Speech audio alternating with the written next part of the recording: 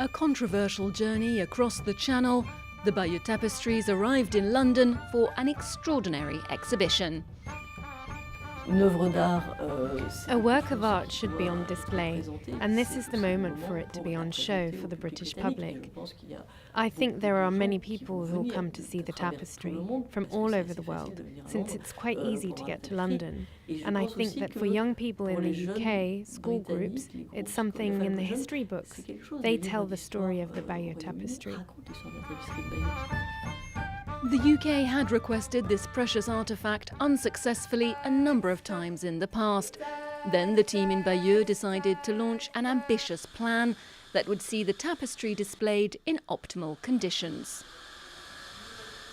The Bayeux Tapestry obviously had to be moved anyway. The Bayeux Museum is being renovated, the tapestry is coming out, so these conversations have gone back a long way. And in some ways, the extension of the movement to the British Museum is another aspect to what was already being planned. A landmark moment for the British Museum, but also a diplomatic operation that almost never happened after French President Emmanuel Macron mooted this loan in 2018. We had the COVID pandemic, and so their work stopped on the project.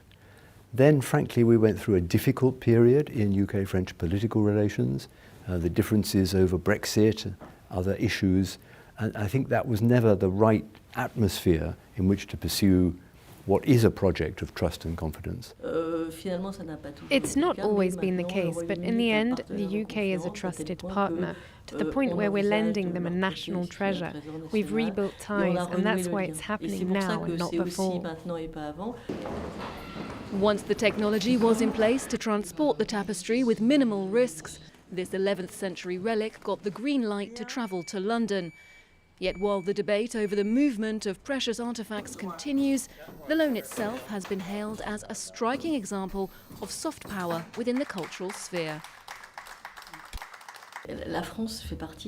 For a long time now, France has been among those countries that believe the state has a role in culture.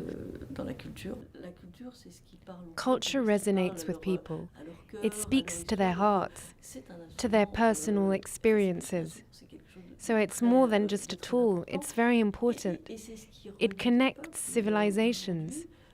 At a time where we see a deterioration in international relations, I think that remembering what unites us in the most profound way is essential.